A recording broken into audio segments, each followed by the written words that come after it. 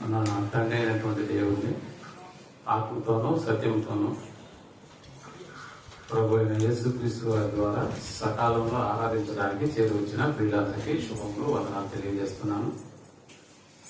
ప్రియమైనటువంటి దేవుని వల్ల ఎప్పుడు కూడా దేవుని యొక్క ఉన్నతమైనటువంటి మాటలను మనం జ్ఞాపకం చేసుకోవడానికి, ఆలోచించడానికి, విని ఆ రీతిగా నడుచుకోవడానికి అంశాల రూపంలో మనం సంగతులను ఆలోచన చేస్తున్నాం. మనకు తెలుసు, అందులో భాగంగా ఈ దినం కూడా మనం ఆలోచన చేయబడేటటువంటి అంశం దేవుని చట్టం తన పని తాను చేస్తుందా. మనకు తెలుసు, చట్టాలు అనేటటువంటివి ప్రతి దేశానికి ఒక చట్టం ఉంటుందన్న సంగతి తెలుసు. లోకంలో చాలా దేశాలు ఉన్నాయి. భూమి మీద ఉన్నటువంటి ప్రతి దేశము ఒక చట్టాన్ని కలిగి ఉంటుందన్న సంగతి తెలుసు. నిజంగా లోకంలో మనకు వినిపించేటటువంటి ఒక మాట ఏంటంటే, ఇదే మాట మనం వింటూ ఉంటాం. ఏ నేరం చేసినా ఈ పదాన్ని మనం వింటూ ఉంటాం. ఏంటా పదం అంటే, నేరం చేసినప్పుడు శిక్ష అనేటటువంటిది విధించబడుతుంది. కాబట్టి ఆ నేరం చేసినప్పుడు విధించబడేటటువంటి చట్టం లేకపోతే శిక్ష ఏదైతే మనకు విధించబడుతుందో ఆ చట్టాన్ని రాసుకునేది ఎవరు అంటే మనుషులమైనటువంటి మనమే. కాబట్టి ప్రతి దేశానికి ఒక చట్టం ఉంది. ఆ చట్టాన్ని రాసింది ఎవరంటే ఆ దేశ నివాసులే. మన చట్టం మనకు తెలుసు, ఇండియన్ పీనల్ కోడ్ అన్నాం. ఇండియన్ పీనల్ కోడ్ అంటే భారతీయ చట్ట శిక్షా స్మృతి అనేటటువంటి.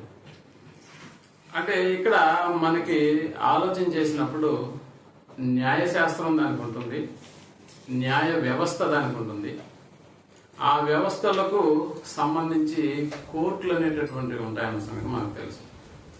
నిజంగా మనకు తెలుసు, చిన్న కోర్టులో మనకి న్యాయం జరగకపోతే ఆ తర్వాత మనం వెళ్ళేది పై కోర్టులకు వెళ్తాం. చిన్న కోర్టులో జిల్లా కోర్టు అనేది అనుకున్నా, జిల్లా కోర్టును మించి హైకోర్టు ఉంటుంది, హైకోర్టును మించి సుప్రీంకోర్టు అనేటటువంటిది ఉంటుందన్న సంగతి మనకు తెలుసు. అంటే ఇక్కడ పెద్ద కోర్టులు న్యాయం జరిగించి కొన్నిసార్లు వదిలేస్తూ ఉంటుంది, శిక్షలు పడకుండా వదిలేస్తుంటుందన్న సంగతి మనకు తెలుసు. అంటే పై కోర్టుకు వెళితే గానీ మనకు న్యాయం జరగలేదు అనేటటువంటి ఆలోచన కూడా కొంతమందిలో కలుగుతుందన్న సంగతి తెలుసు. అయితే కొంతమంది ఇలా కూడా భావిస్తారు. ఎలా భావిస్తారు అని అంటే, చేసేదంతా వాళ్ళు చేసేసి చివరికి మీడియా ముందుకు వచ్చి ఒక మాట అంటూ ఉంటారు, చట్టం తన పని తాను చేసుకుంటూ పోతుంది. అంటే చట్టం తన పని తాను చేసుకుంటూ పోతుందా? అవును. చట్టం ఎవరిని విడిచిపెట్టదు అనేటటువంటి విషయాన్ని కూడా మాట్లాడుతూ ఉంటారన్న సంగతి మనకు తెలుసు. నిజానికి మన కోర్టుల్లో మనకున్నటువంటి కోర్టులు చాలా గొప్పవి. ఎందుకు ఆ కోర్టులు చాలా గొప్ప ఉంటున్నాయంటే, నేరస్తులు ఎవరిని కూడా వదిలిపెట్టదన్న సంగతి తెలుసు. ఏ చిన్న సంఘటన జరిగినా కూడా ఆ సంఘటనకు సంబంధించి విచారణ జరిపి నేరస్తులను ఏం చేస్తుందంటే శిక్షిస్తుందన్న సంగతి మనకు తెలుసు. అంటే కొంతమంది తప్పు చేసినా కూడా నీతిమంతులుగా సమాజంలో తిరుగుతూ ఉంటారు. కానీ ఈ భూమి మీద ఉన్నటువంటి రాజ్యాల్లో అనగా దేశాల్లో కావచ్చు, లేకపోతే ఏ దేశానికి ఆ దేశానికి సంబంధించినటువంటి చట్టాలు అనేటటువంటివి ఉంటాయి. ఒక దేశ చట్టం మరొక దేశానికి అది వర్తించదు అన్న సంగతి కూడా మనకు బాగా తెలుసు. నిజంగా కొన్ని దేశాల్లో చట్ట పరిధిలో ఉన్నటువంటి నేరాలకు ఏదైతే శిక్షలు ఉంటాయో ఆ శిక్షలను కొన్ని దేశాలైతే ఈ మధ్య కాలంలో రద్దు చేశాయి. ఉదాహరణకి ఉరి తీయడం, మనుషులను ఉరి తీయడం అనేటటువంటి చట్టం, ఆ శిక్ష ఉండకూడదు, మనిషిని మనమేంటి చంపేసేది అని కొన్ని దేశాల్లో ఏం చేశారంటే ఉరి శిక్షను రద్దు చేసి దాని స్థానంలో యావజ్జీవ కారాగార శిక్ష అనేటటువంటిది విధించారు. అయితే ఇక్కడ నేరం చేసినటువంటి వాడిని చంపేయాలి అనేటటువంటి ఉద్దేశంతో కొన్ని దేశాలు ఆ శిక్షను అమలు జరిగించేటటువంటి శిక్షలుగా వాళ్ళ దేశాల్లో వాటిని ప్రవేశపెట్టుకుంటూ ఉంటారు. అంటే నేరం చేసిన చట్టం తన పని తాను చేసుకుంటూ పోతుంటుంది అనేటటువంటి ఈ భావనలో ఎవడు నేరం చేసినా కూడా ఆ నేరానికి సంబంధించి శిక్ష అనేటటువంటి ఖరారు అవుతుందన్న సంగతి మనకు తెలుసు. అయితే ప్రియమైనటువంటి వాళ్ళరా, ప్రపంచ దేశాలంతటికి ఒక న్యాయ వ్యవస్థ ఉంటుంది, ఒక ధర్మాసనం అనేటటువంటిది ఉంటుందన్న సంగతి మనకు తెలుసు. అంటే కొన్నిసార్లు మనకి ఏదైనా అన్యాయం జరిగినప్పుడు దేవుడు దానికి సంబంధించి న్యాయం చేస్తాడనేటటువంటి అపోహలు కాదు, వాస్తవాలను కొంతమంది చెప్తూ ఉంటారన్న సంగతి మనకు తెలుసు. అయితే న్యాయాన్ని నడిపించడానికి దేవుడు అనేటటువంటి ఆయన ధర్మాన్ని 4 పాదాల మీద నడిపిస్తుంటాడన్న సంగతిని కూడా అప్పుడప్పుడు మనం ఏం చేస్తుంటామంటే మాట్లాడుతూ ఉంటాం. ఎప్పుడైనా అన్యాయం జరిగినప్పుడు, ఒక నేరం జరిగినప్పుడు ఆ నేరానికి శిక్ష మనం రాసుకున్నటువంటి ప్రభుత్వాలే మనకు శిక్ష విధిస్తుంటాయన్న సంగతి మనకు తెలుసు.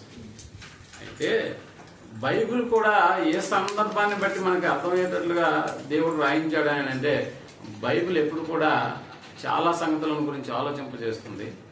అందుకనే బైబిల్ని ఎప్పుడు కూడా మనం మత గ్రంథంగా మనం చదువుకోకూడదు. బైబిల్లో ఉన్నటువంటి అనేక రకాలైనటువంటి విషయాలు మనం ఆలోచన చేసినప్పుడే మనకు చక్కగా అర్థమవుతాయి. నిజానికి చెప్పాలని అంటే, నిన్న మా సోదరి వల్ల పదవీ విరమణకు ఆ స్కూల్కి వెళ్ళినప్పుడు చాలా మంది టీచర్లు అక్కడ కనిపిస్తూ ఉన్నారు. టీచర్లు ఎవరు అంటే, ఒక ఆయన నడిపింపు చేస్తూ, ఇదిగో ఈమె లెక్కల టీచరు, లేకపోతే ఫిజిక్స్ టీచరు, ఈయన సోషల్ టీచర్ అని చెప్తున్నప్పుడు నిజంగా అంటే ఒక్కొక్క విషయాన్ని బోధించడానికి అక్కడ వివిధ రకాలైనటువంటి ఉపాధ్యాయులు మనకు కనిపిస్తూ ఉన్నారు. మనం నేర్చుకున్నప్పుడు కూడా ఈరోజు science teacher class science teacher వస్తారు, ఈరోజు లెక్కల మాస్టారు లెక్కల క్లాస్కి వస్తారు అనేటటువంటిది. నిజానికి బైబిల్ని మనం ఆలోచించగలిగితే నిజంగా లెక్కలు అనేటటువంటివి బైబిల్లో ఉన్నాయంటే ఉన్నాయి. లెక్కల గురించి బైబిల్ చెప్తుంది. అలాగే ఇందులో సైకాలజీ ఉందా అంటే ఉంది, సైకాలజీ కూడా ఇందులో ఉంది, ఫిజిక్స్ ఇందులో ఉంది, ఇంకా అనేక రకాలైనటువంటి శాస్త్రాలు భూమి మీద ఏదైతే ఉన్నాయో, అది సైన్స్, సోషల్, లేకపోతే ఏదైనా కూడా మనం అర్థం చేసుకుంటే అన్నిటిని గురించి మనకు బైబిల్ చాలా వివరణ ఇస్తుందన్న సంగతిని మనం జ్ఞాపకం చేసుకోవాలి. అంతేకాక బైబిల్లో మనకు కనిపిస్తున్నటువంటి మరొక శాస్త్రం ఏంటంటే ధర్మశాస్త్రం అన్నాడు దేవుడు కూడా. ఏముందంటే ధర్మశాస్త్రం ఉంది. అంటే నేరం జరిగినప్పుడు చట్టం తన పని తాను చేసుకుంటూ పోతున్నప్పుడు దేవుడు కూడా ఇలాంటి కార్యక్రమాన్ని జరిగిస్తాడా అని అంటే అవును. ప్రజలందరికీ, ప్రపంచంలో ఉన్నటువంటి ప్రజలందరికీ దేవుడు అనేటటువంటి ఆయన ఒక చట్టాన్ని ఇచ్చాడన్న సంగతిని మనం ఎప్పుడు కూడా మర్చిపోకూడదు. అంటే అది దేవుడిచ్చినటువంటి చట్టం ఎలాంటిదని అంటే మానవ చట్టాల కంటే అది చాలా గొప్పది, చాలా విలువైనటువంటిది. ఎందుకంటే మన చట్టాన్ని గురించి ఏం చెప్పుకోవచ్చు అని అంటే, ఇదిగో నువ్వు దొంగతనం చేస్తే దానికి శిక్ష ఇది అని చెప్తుంది, నువ్వు మర్డర్ చేస్తే దానికి శిక్ష ఇది అని చెప్తుంది. అంటే ఫలానా నేరానికి ఫలానా శిక్ష ఉంటుందని మన ధర్మశాస్త్రం మనకు చెప్తూ ఉంటుందన్న సంగతి మనకు జ్ఞాపకం చేస్తుంది. అంటే జోబు దొంగతనానికి ఒక శిక్ష, మరొక దొంగతనానికి మరొక శిక్ష. ఇలా మనకున్నటువంటి చట్టం ఏం చేస్తుందని అంటే, ఈ నేరం చేస్తే ఈ శిక్ష ఉంటుంది, ఈ నేరం చేస్తే ఈ శిక్ష ఉంటుంది. ఉదాహరణకు హెల్మెట్ లేకుండా మనం బండి నడిపామనుకోండి, దానికి ఉరి శిక్ష వేయరు. బండి నడిపేటప్పుడు నువ్వు హెల్మెట్ పెట్టుకోలేదు కాబట్టి దానికి ఫైన్ అనేటటువంటిది వేస్తారన్న సంగతి మనకు తెలుసు. అంతేకాని ఉరి శిక్ష తీసుకెళ్లి దానికి వేయరు. జీవ దొంగతనానికి చేతులు నరికేది ఇక్కడ మన దేశం. అంటే ఒక్కొక్కటిగా మనం ఆలోచన చేసినప్పుడు ఒక్కొక్క దానికి, ఒక్కొక్క నేరానికి ఒక్కొక్క శిక్ష ఉంటుందన్న సంగతి మనకు బాగా తెలుసు. అయితే దేవుని చట్టం ఏం చెప్తుంది అన్న సంగతిని గురించి మనం ఆలోచన చేసినప్పుడు దేవుని చట్టంలో ఎటుగా ఉంటుందంటే, ఇదిగో ఫలానా నేరానికి ఫలానా శిక్ష అని ఉండదు ప్రియమైనటువంటి వాళ్ళు, ఫలానా నేరానికి ఫలానా శిక్ష ఉండదు అన్న సంగతిని గురించి దేవుడు చెబుతూ అసలు తప్పే చేయకుండా ఉండాలి అనేది దేవుని యొక్క చట్టం యొక్క నియమం. బాగా గుర్తుపెట్టుకోవాలి. దేవుని యొక్క చట్టం ఏం చెప్తుందని అంటే అసలు నేరమే చేయకూడదు, అసలు నేరమే చేయకూడదు. కానీ లోక చట్టం ఏం చెప్తుంది? ఫలానా నేరానికి ఫలానా శిక్ష. అంటే నేరాలు వేరుగా ఉంటాయి, వాటికి పడే శిక్షలు కూడా వేరుగా ఉంటాయి అన్న సంగతి మనం అర్థం చేసుకోవాలి. అందుకని దేవుని చట్టం చెప్తుంది మనిషికి అసలు తప్పే చేయకూడదు, అసలు నేరమే చేయకూడదు. అందుకనే దేవుని చట్టం మానవ చట్టాల కంటే చాలా విలువైనటువంటిది, చాలా గొప్పది అన్న సంగతి మనం జ్ఞాపకం చేసుకోవచ్చు. అందుకనే దొంగతనానికి ఈ శిక్ష, మర్డర్కు మరొక శిక్ష అనేటటువంటి వాటిని దైవ చట్టంలో ఇవి మనకు వర్తించవు అన్న సంగతిని మనం జ్ఞాపకం చేసుకోవాలి. అందుకే దేవుని చట్టం అనేటటువంటిది ప్రారంభం నుండి ఏం చెప్తుందనంటే తప్పే చేయవద్దు అని హెచ్చరిక చేస్తుంది అన్న సంగతి మనకి బాగా తెలుసు. ఆ మధ్య మనకు తెలుసు కదా, వార్తల్లో స్త్రీల మీద జరిగేటటువంటి అఘాయిత్యాలను గురించి చాలా మంది చాలా రకాలుగా వాటిని గురించి మాట్లాడుతున్నారన్న సంగతి తెలుసు. అంటే లేడీస్కి ప్రొటెక్షన్ ఇవ్వాలి, ఎందుకంటే వాళ్ళ మీద అత్యాచారాలు జరుగుతున్నాయి కాబట్టి అనేటటువంటి వాటి విషయంలో ఆ మధ్య పోలీసు వాళ్ళు ఒక చక్కటి నిర్ణయం తీసుకున్నారు. ఎవరైనా రాత్రి 10 తర్వాత స్త్రీలు ఎవరైనా ప్రయాణం చేయాల్సి వస్తే పలానా నెంబర్కి ఫోన్ చేయండి, పోలీసు వాళ్ళే మీరు ఎక్కడుండి అక్కడికి వచ్చి ఆటో మాట్లాడి పంపించరు, వీళ్ళే ఆ వాహనంలో ఎక్కించుకొని వాళ్ళు ఎక్కడ దించాలో అక్కడ దించుతారు. ఇది ఉదయం 6 గంటల వరకు ఈ షరతులు వర్తిస్తాయి, మీరు ఎలాంటి ఛార్జెస్ కూడా స్త్రీలు ఇవ్వాల్సిన అవసరం లేదా. ఎందుకు అలాంటి ప్రొటెక్షన్ చేస్తున్నారంటే నేరాలు జరుగుతున్నాయి కాబట్టి. అందుకనే సామాజిక మాధ్యమంలో ఆ మధ్య ఒక నేను చూసినటువంటి ఒక వీడియో ఎలాగుందని అంటే, ఇదిగో ఒక పాపను తీసుకుని వాళ్ళ తల్లి చెప్తుంది ఎక్కడ అంటే టచ్ డోంట్ టచ్ అని నేర్పించాలంట పిల్లలకి. గుడ్ టచ్ బ్యాడ్ టచ్ అంటే గుడ్ టచ్ ఎక్కడ అంటే ఈ చేతుల మీద టచ్ చేస్తే గుడ్ టచ్, లేదా నెత్తిని చేయి పెడితే అది గుడ్ టచ్. మరి బ్యాడ్ టచ్, సో ఇలాంటివి మనం పిల్లలకు ఎప్పటి నుంచి నేర్పించాలని ఆ తల్లి చెప్తుందని అంటే, ఇదిగో చిన్నప్పటి నుంచే గుడ్ టచ్ బ్యాడ్ టచ్ అనేటటువంటిది ఏంటో వాళ్ళకి నేర్పించాలనేటటువంటి విషయం సామాజిక మాధ్యమంలో కూడా మనకు వస్తుంది. అంటే ఎక్కడ ఏ నేరానికి సంబంధించినటువంటి శిక్ష అనేటటువంటిది వస్తుందో దాని గురించి ఒక చక్కటి అవగాహన ప్రతి ఒక్కరు కలిగి ఉండాలనేటటువంటిది. అందుకనే ప్రేమటువంటి వాళ్ళరా దేవుని చట్టమైన ఈ లోకం నిజంగా ఈ విశ్వం ఇందులో ఉన్నటువంటి ప్రతిదీ దేవుని చట్టంలో ఉండి నడిపించబడుతుందన్న సంగతి మనం జ్ఞాపకం చేసుకోవాలి. అంటే ఈ లోకం యావత్తు కూడా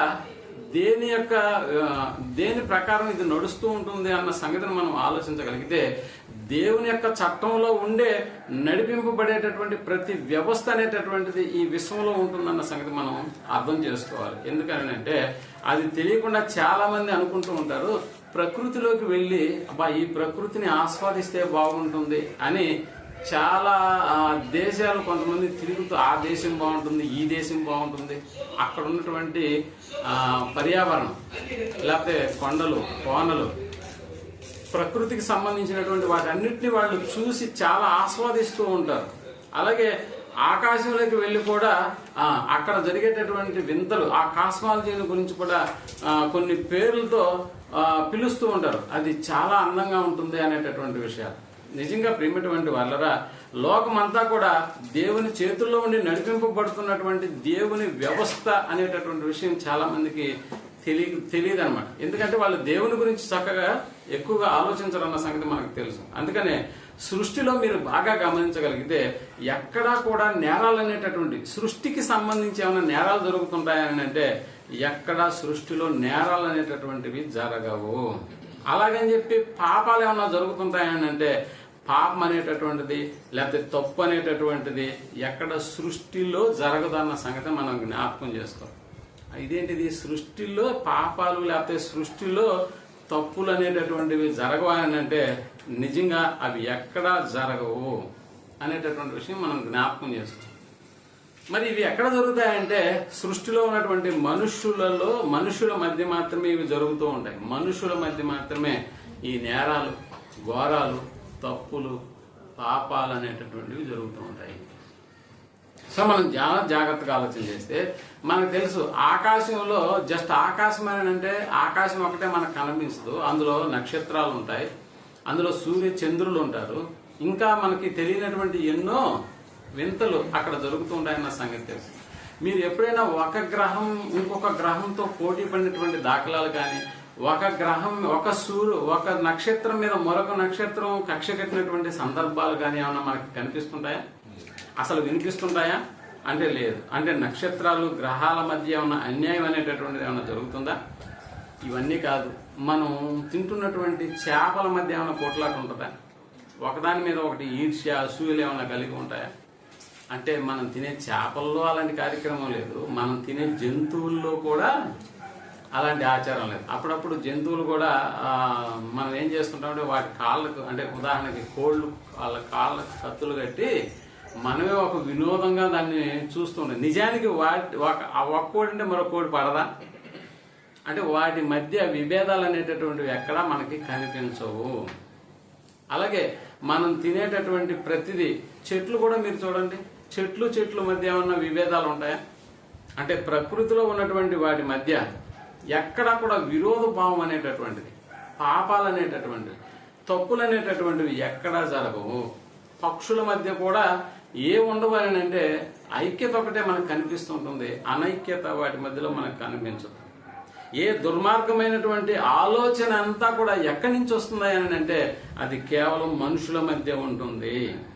అందుకనే దేవుని చట్టం అనేటటువంటి పరిధి అనేటటువంటి, నిజంగా దేవుని చట్టం అనేటటువంటిది నివసిస్తున్నటువంటి ఈ లోకంలో నివసిస్తున్నటువంటి భూమి లేకపోతే ఆకాశం అనేటటువంటి వాటి మధ్య దేవుని యొక్క చట్టం నియంత్రించబడినా వాటి పనుల ప్రకారం అవి ఏం చేస్తుంటాయంటే క్షణం తేడా లేకుండా కూడా వాటి పనులు అవి ఎప్పుడు కూడా దేవుడు విధించిన చట్టం ప్రకారం ఏం చేస్తుంటాయి, నడుచుకుంటూ ఉంటాయన్న సంగతి మనకి బాగా తెలుసు. అందుకని ప్రియమైనటువంటి వాళ్ళరా, నేరస్తులు నిజంగా చట్టం తన పని తాను చేసుకుంటూ పోతున్నప్పుడు దేవుని చట్టం కూడా ఏ పని చేస్తుంది, తన పని కూడా తాను, అంటే నువ్వు నిర్ణయించుకున్నటువంటి, నువ్వు ఆపాదించుకున్నటువంటి ఒక చట్టానికే తన పని తాను చేసుకుంటూ పోతుంది అనేటటువంటి మాటలు నువ్వు చెబుతున్నప్పుడు మరి దేవుని చట్టం గమ్మగా ఉండదా? దేవుని చట్టం కూడా ఏం చేస్తుంది, తన పని తాను చేసుకుంటూ పోతుంది. మనుషుల యొక్క చట్టం ఎలా పనిచేస్తూ ఉందో మనకు బాగా తెలుసు. ఏ నేరం చేశాడు, విచారణ చేసి ఆ విచారణకు సంబంధించి ఎవడు దోషో ఎవడు నిర్దోషో, అసలు జరిగినటువంటి అకృత్యం ఏంటి, దాని వెనుకాల ఉన్నటువంటి ఉద్దేశం ఏంటి, వీటన్నిటినీ గమనించి న్యాయమూర్తి ఏం చేస్తాడంటే వారికి నేరాన్ని బట్టి శిక్ష విధిస్తాడన్న సంగతి మనకు తెలుసు. అందుకనే రాజకీయ నాయకులను అడిగినప్పుడు పలానా దాని మీద మీ స్పందన ఏంటి అని అడిగినప్పుడు, ఆ మధ్య మనకు తెలుసు ఇంజనీరింగ్ కాలేజీలో డాక్టర్ సంబంధించినటువంటి ఒక ఆమె మీద జరిగినటువంటి హత్య, వీటన్నిటి విషయాలను కూడా రాజకీయ నాయకులను అడిగినప్పుడు వాళ్ళు చెప్పే సమాధానం ఒకటే, చట్టం తన పని తాను చేసుకుంటూ పోతుందన్న సంగతి. మరి చట్టమే తన పని తాను చేసుకుంటూ పోతున్నప్పుడు, మనుషులు ఏర్పాటు చేసుకున్నటువంటి చట్టమే ఇలా పనిచేస్తున్నప్పుడు, మరి దేవుని చట్టం కూడా ఏం చేస్తుందంటే తన పని తాను చేసుకుంటూ పోతుంది. మనుషుల చట్టం ఎలా పనిచేస్తుందో మనకు తెలుసు. దానికి ఒక సిబిఐ లేకపోతే ఐడి పార్టీ లేకపోతే అంటే ఒక కేసును మరొక పై వ్యవస్థకు వాళ్ళు ఏం చేస్తారంటే దాన్ని బదిలీ చేస్తారు. సిబిఐకి బదిలీ చేసినప్పుడు వాళ్ళు ఏది న్యాయము ఏది అన్యాయం అనేటటువంటి దాన్ని విచారణ చేస్తారు. ఒక నివేదికను న్యాయస్థానానికి సమర్పిస్తారు. కాబట్టి ఆ న్యాయస్థానం దాన్ని పరిశీలన చేసి న్యాయాధికారి వాటికి శిక్ష విధించేటటువంటి కార్యక్రమం జరుగుతుంది. ఇది లోకంలో జరిగేటటువంటి చట్టం. తన పని ఎలా జరిగిస్తుంది. మరి దేవుని చట్టం, అసలు దేవునికి ఒక చట్టం ఉంది అన్న సంగతి చాలా మంది మనుషులకు అసలు తెలియదు అన్న సంగతి మనకు బాగా తెలుసు. మరి దేవుని చట్టం ప్రకారం ప్రకృతిలో ఉన్నటువంటి ప్రతిదీ కూడా ఎక్కడ వాటి మధ్య ఏ తగాదాలు, ఏ ఇబ్బందులు, ఎలాంటి దురాలోచనలు సైతం లేకుండా ఆటి పని అవి చేసుకుంటూ వెళ్తున్నాయి. కాబట్టే ఉదయం 6 గంటలకి సూర్యుడు ఎక్కడ ఉండాలో అక్కడే ఉంటాడు, 12 గంటలకు ఎక్కడ ఉండాలో అక్కడే ఉంటాడు. చూసారా? అంటే దేవుని యొక్క చట్టం ప్రకారం ప్రకృతిలో ఉన్నటువంటి ప్రతిదీ కూడా ఎలా నడుచుకుంటుందంటే దాని ప్రకారమే, ఆ చట్ట ప్రకారమే అవి నడుచుకుంటూ పోతున్నాయన్న సంగతి మనకు తెలుసు. అయితే ప్రియమైనటువంటి వాళ్ళరా, దేవుని చట్టం తన పని తాను చేసుకుంటూ పోతుందా? మరి ఎలాగ చేస్తుంది దేవుని చట్టం? తన పని తాను ఎలా చేసుకుంటూ వెళ్తుందో ఒకసారి మనం లేఖనాలు మనం వెళ్ళి ఆలోచించాం. ఒకసారి యెరెమీయా గ్రంథంలోకి 6వ అధ్యాయం 19వ వచనాన్ని మనం ఆలోచించగలిగితే, యెరెమీయా గ్రంథం భూలోకమా 6వ అధ్యాయము 19వ వచనాన్ని మనం ఆలోచన చేస్తున్నాం. భూలోకమా వినుము, భూలోకమా వినుము, ఈ జనులు నా మాటలు వినుకున్నారు. అదిగో ఈ జనులు నా మాటలు వినకుండా ఉన్నారు. నా ధర్మశాస్త్రమును వాళ్ళు ఏం చేస్తున్నారంట? విసర్జించుచున్నారు. నిజంగా ఇక్కడ మాట్లాడుతున్నటువంటి భూలోకము అంటే ప్రజలను గురించి దేవుడు ఎవరికి కంప్లైంట్ చేస్తున్నట్టుగా మనకి ఇక్కడ ఉంది? ప్రజలను గురించి దేవుడు కంప్లైంట్ చేస్తున్నది ఎవరికి అని అంటే భూలోకమా వినుము అన్నాడు. భూలోకం అని అంటే ఇందులో ఏమున్నాయి? భూమి ఒకటేనా? భూలోకంలో ఏమున్నాయంటే కొండలున్నాయి, కోనలున్నాయి, చెట్లు, చేమలు, మైదానాలు, నదులు, సముద్రాలు, సరస్సులు, చెరువులు ఎన్ని ఉన్నాయా? సరస్సులు, చెరువులు, కాలువలు, పిల్ల కాలువలు, పెద్ద కాలువలు, ఇంకా ఇలాంటివి చాలా ఉన్నాయి. అందుకనే భూలోకమా అంటే వీటన్నిటితో భూలోకం నిండి ఉందన్న సంగతిని మనం జ్ఞాపకం చేసుకోవాలి. వీటిని బట్టే దేవుడు మన మీద న్యాయం అంటే వీటిని బట్టి భూలోకమా అంటే భూలోకంలో ఉన్నవన్నీ అలర్ట్ అవ్వాలి అన్నట్టుగా పిలుస్తున్నాడు ఇక్కడ. భూలోకమా అంటే చెరువు దేవుని సాయి చూడాలి, అక్కడ ఉన్నటువంటి పెద్ద కొండ దేవుని సాయి చూడాలి, కాలువలు కూడా దేవుని సాయి చూడాలి. ఏదో దేవుడు కంప్లైంట్ తెస్తున్నాడు, అసలు అంటే కంప్లైంట్ మన మీద లేకపోతే మనుషుల గురించి మాట్లాడుతున్నాడా అనేటటువంటి ఆలోచనతో ఇప్పుడు భూలోకం కూడా ఏం చేస్తుంది? జాగ్రత్తగా వింటుందన్న సంగతి మనకు జ్ఞాపకం చేసుకోవాలి. అందుకని ఏం చెప్తున్నాడు అక్కడ? నా ధర్మశాస్త్రమును అంటే వీటిని బట్టి దేవుడు మన మీద న్యాయం జరిగించబోతున్నాడు అని అంటే ఏదో శిక్షణ గురించి దేవుడు మనుషులకు రప్పించాలని ఎవరితో మాట్లాడుతున్నాడు అని అంటే భూలోకాన్ని గురించి మాట్లాడుతున్నాడు. భూలోకాన్ని గురించి అంటే దేవుని యొక్క చట్టంలో శిక్షాస్మృతిని జరిపేటటువంటివి ఏమున్నాయని అంటే భూలోకంలో నదులు ఉన్నాయి, భూలోకంలో పర్వతాలు ఉన్నాయి, భూలోకంలో సముద్రాలు ఉన్నాయి, భూలోకంలో కాలువలు ఉన్నాయి.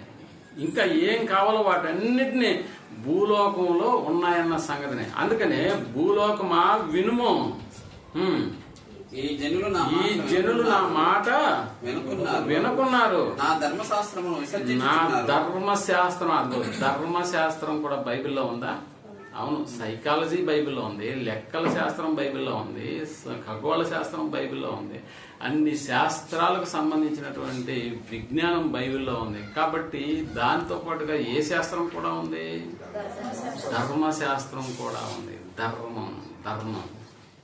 ధర్మశాస్త్రం కూడా ఉంది. కాబట్టి ఇక్కడ ధర్మశాస్త్రం దేవుడు చెప్తున్నటువంటి మాట ఏంటంటే నా ధర్మశాస్త్రమును విసర్జించుచున్నారు. ధర్మశాస్త్రాన్ని అంటే చట్టాన్ని మనుషులు ఏం చేస్తున్నారు? ఏ చట్టాన్ని? దేశంలో వాళ్ళకు విధించబడినటువంటి చట్టం కాదు, దేవుడు విధించినటువంటి చట్టాన్ని మనుషులు ఏం చేస్తున్నారంట? విసర్జించుచున్నారు. కనుక అంటే విసర్జిస్తున్నారు. దేవుడైన నా చట్టాన్నే ప్రజలు ఏం చేస్తున్నారు?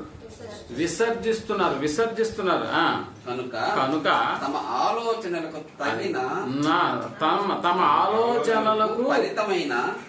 ఆలోచనలకు ఫలితమైన కీడు నేను వారి మీదికి రప్పించుచున్నాను అన్నాడు. చూసారా? అంటే వారి ఆలోచనలకు ఫలితమైన కీడు నేను రప్పించబోతున్నాను అనేటటువంటి పదం. ఇప్పుడు ఆలోచన చేద్దాం. దేవుని యొక్క ధర్మం లేకపోతే దేవుని యొక్క చట్టం ఎలాగ తన పని తాను చేసుకుంటూ పోతుంది అని అంటే ఇదిగో ఆయన ఆజ్ఞ ఎవరికి ఇస్తున్నాడు అని అంటే భూలోకమా అంటున్నాడు. భూలోకమా అని అంటే భూలోకంలో ఏమున్నాయో మనం ఒకసారి లెక్కలేసుకున్నాం. అందుకనే భూలోకంలో సముద్రం కూడా కొన్నిసార్లు పొంగి వస్తుందా? భూమి మీదకి వస్తుంది. పొంగి రావడం మాత్రమే కాదు, పొంగి భూమి మీదకు వచ్చి చాలా మందిని లోపలికి తీసుకెళ్లిపోతుందా? మరి దేని వల్ల తీసుకెళ్లిపోతుంది? దానికే మన వాళ్ళు పెట్టిన పేరు సునామీ అని అన్నారు. ఆ మధ్య వరదలు వచ్చినటువంటి ప్రాంతాలను ఏరియల్ సర్వే చేస్తున్నప్పుడు అక్కడి నుంచి కూడా మనకు చూపిస్తూ ఉంటారు మీడియా వల్ల. అంటే పంటలు నాశనం అయిపోతున్నాయి, ఇంకా ఏమైపోతున్నాయి, అందులో మనుషులు కూడా ఏమైపోతున్నారు? తడిచిపోవడం కాదు, నశించిపోతున్నారు, చనిపోతున్నారు. పలానా వరదలకు ఎంతమంది చనిపోయినారు.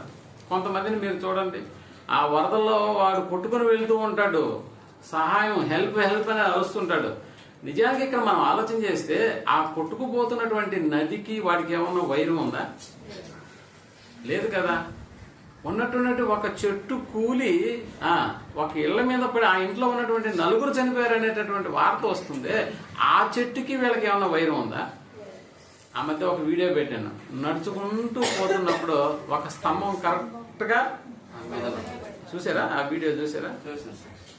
కొంచెం అటు ఇటు కూడా కదలదండి, అటు ఇటు కూడా కదలదు. అంటే ఆ నడక అనేటటువంటి కరెక్ట్ గా అక్కడికి వచ్చిన తర్వాత ఆ స్తంభం పడే టయానికి ఆ మనిషి అలా వెళ్తూ ఉంటుంది. కరెక్ట్ గా నెత్తి మీద పడిపోతుంది, చనిపో. ఏమైనా వైరం ఉందా? ఆ స్తంభానికి అక్కడ నడుచుకుంటూ వెళ్తున్నటువంటి వాళ్ళకి ఏమైనా వైరం ఉందా? యాక్సిడెంట్లు జరుగుతూ ఉంటాయి. ఆ బండి నడిపేవాడికి ఈ బండి నడిపేవాడికి ఏమైనా వైరం ఉందా? లేదు ప్రేమటువంటి వాళ్ళ. మరి ఎందుకు ఇవన్నీ జరుగుతున్నాయి?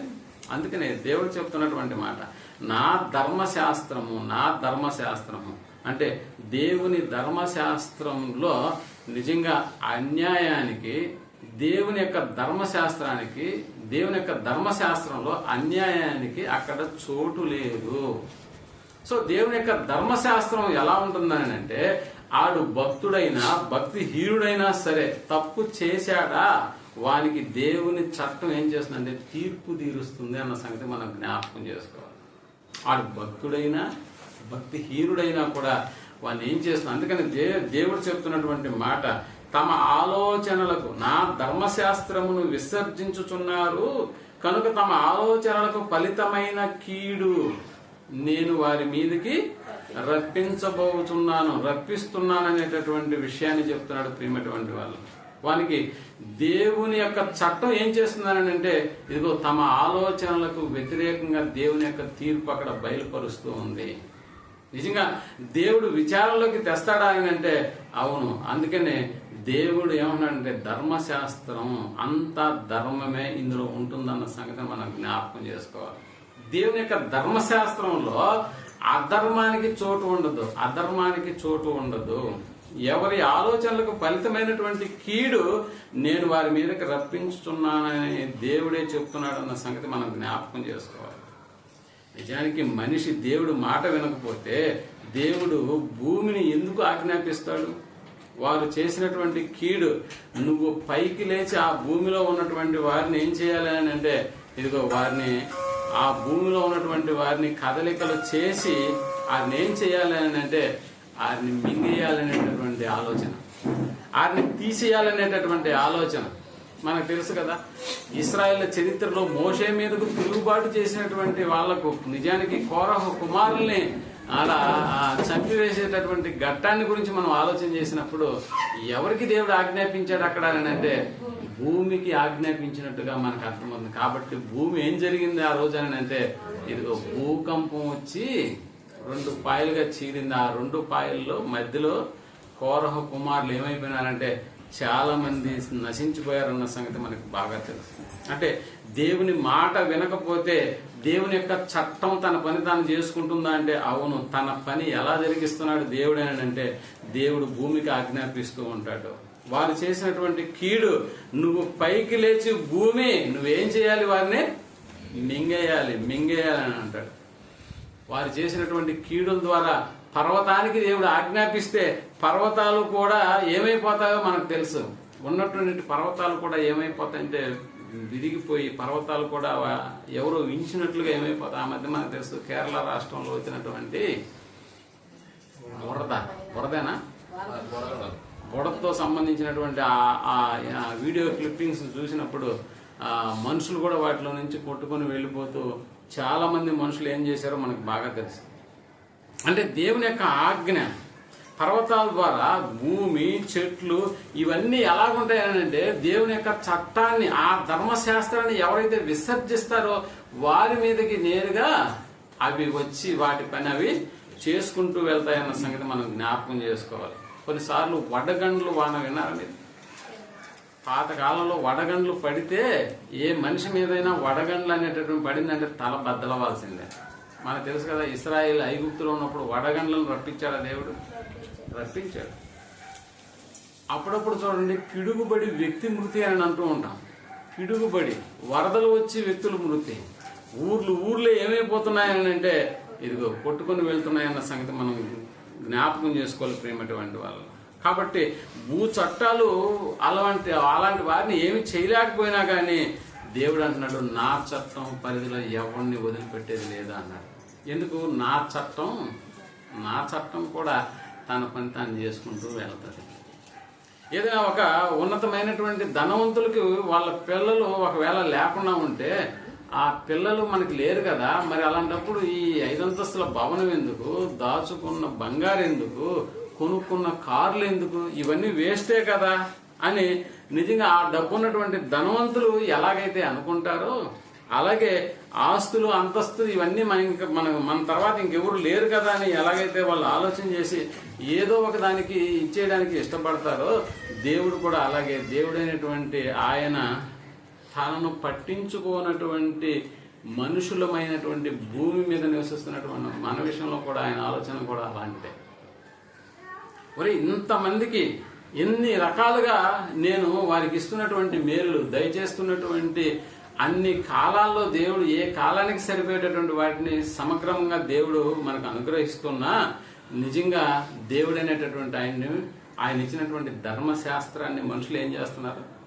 విసర్జిస్తూ ఉన్నారన్న సంగతి మనం జ్ఞాపకం చేసుకోవాలి. అందుకనే ఇలాంటి వారికి నన్ను గురించి ఆలోచించినటువంటి ప్రజలు భూమి మీద ఉన్నారు. అసలు ఇంకా చెప్పాలంటే దేవుడు అనేటటువంటి వాడు లేడనేటటువంటి వర్గం కూడా ఉన్నారా? ఆ దేశాలు కూడా కొన్ని ఉన్నాయి, దేవుడే లేడనేటటువంటి విషయం. ఇంకా అలాంటి వారి మీద దేవుని యొక్క చట్టం ఎలా పనిచేయాలి?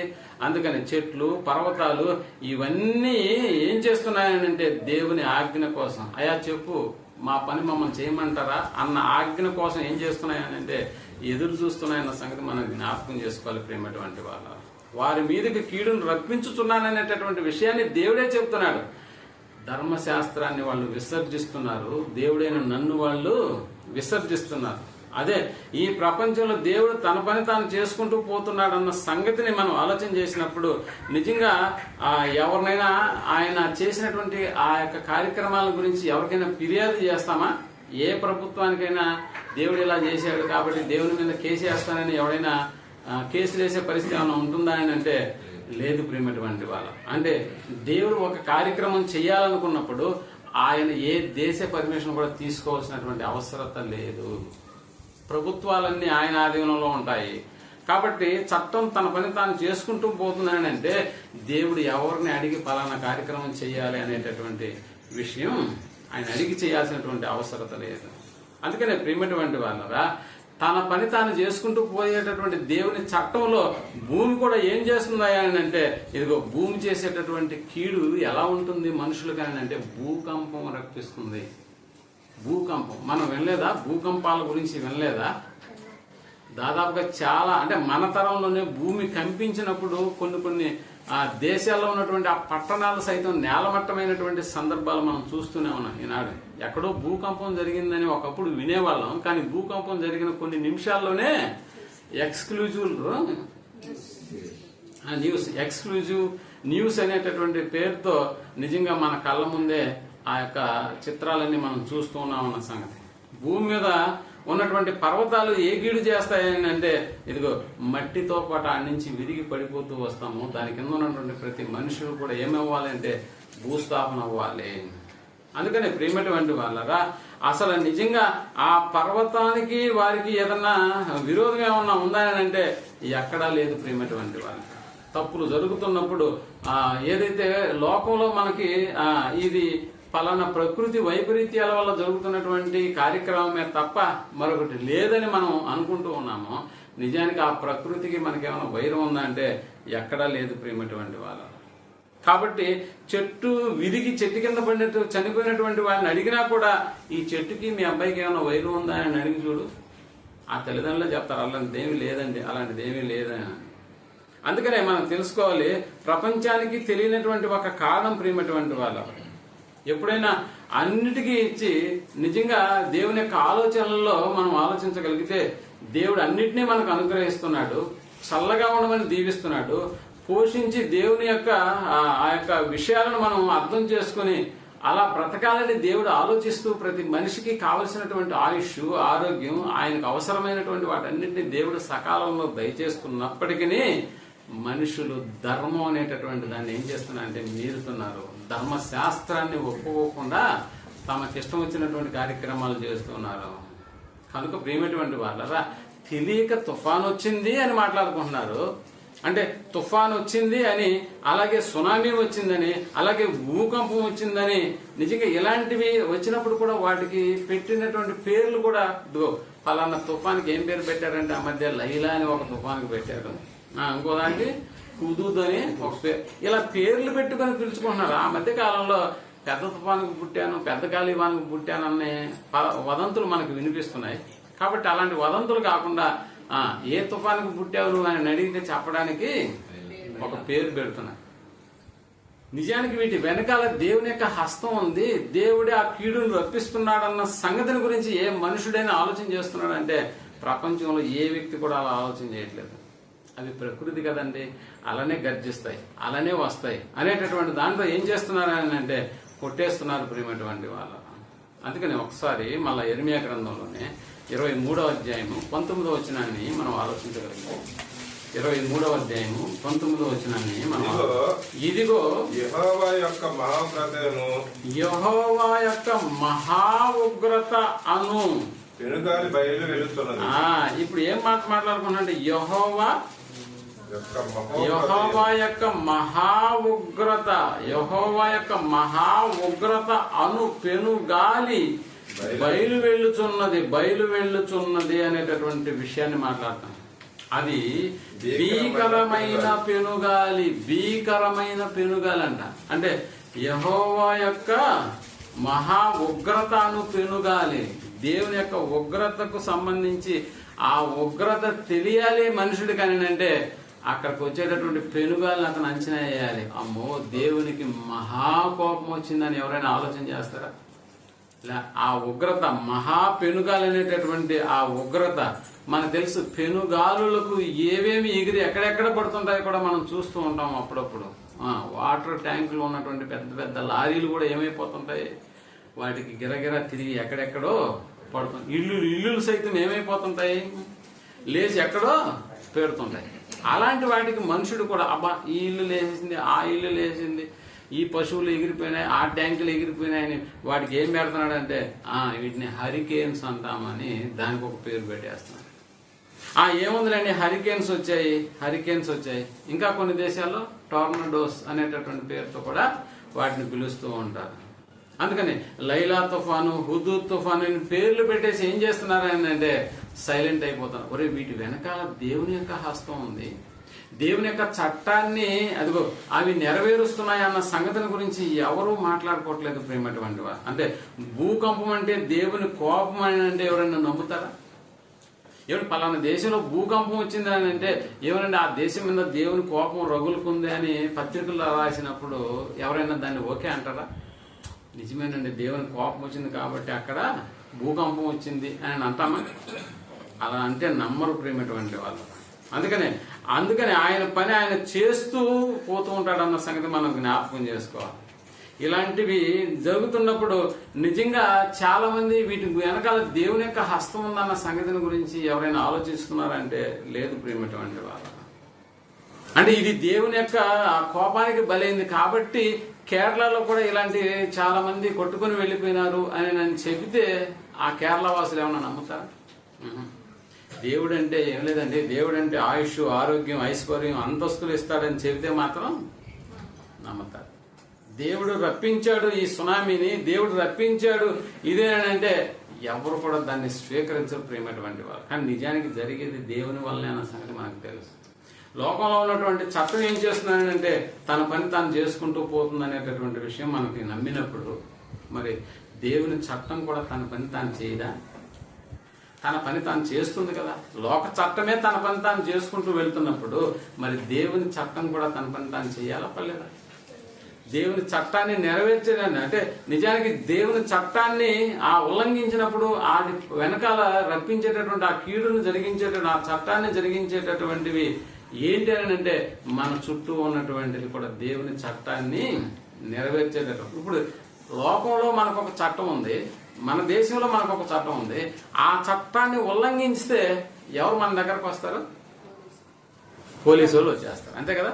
అంటే పోలీసు వాళ్ళు మన దగ్గరికి ఎందుకు వస్తున్నారు అని అంటే, ఆ మధ్య పోలీసు కేసు ఒక కేసు నిమిత్తం పోలీస్ స్టేషన్కి వెళ్ళినప్పుడు అక్కడ ఉన్నటువంటి పోలీసు అంటున్నాడు, ఏం లేదు పాస్టర్ గారు, మేము ఈ డ్రెస్ చేసుకుని అక్కడ ఇంటికి వెళ్ళామంటే ఆ ఇంటికి దరిద్రం పట్టింది అని అర్థం అంటున్నాడు.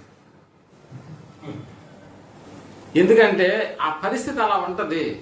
మేము కూడా దాన్ని ఎన్నోసార్లు ప్రజలకు చెప్పి చూస్తుంటాం, రే మా అడుగులు మీ ఇళ్లలో పడకుండా చూసుకోండి అని అంటూ ఉంటాము. అయినా ఎవడు దాన్ని వినట్లేదు. సో ఇక్కడ లోకం యొక్క చట్టాన్ని ఉల్లంఘించినప్పుడు ఎవరు మన ముందుకు వచ్చేస్తున్నారు అంటే పోలీసు వాళ్ళు వచ్చేస్తున్నారు.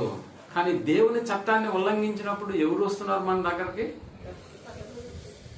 ఎవరు వస్తారంటే రక్షక భటులు రాదు, మఫ్టీలో ఉన్నటువంటి వాళ్ళు. నిజంగా పోలీసు వ్యవస్థలో కూడా కొంతమంది మఫ్టీలో తిరుగుతుంటారు, తెలుసా మీకు?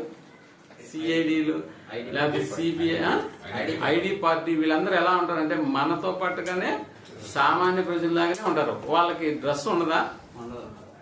వాళ్ళ డ్యూటీ డ్రెస్ వేసుకొని చేయాల్సిందే, మామూలు సివిల్ డ్రెస్ లో ఉండి వాళ్ళు చేయాలి. అంతేకాని పోలీసు డ్రెస్ వేసుకొని మన మధ్య తిరగరు. సో ఇక్కడ ఎంతమంది పోలీసులకు యూనిఫామ్ ఉంటుందో ఎంతమందికి ఉండదో అన్న సంగతి మనకు తెలుసు.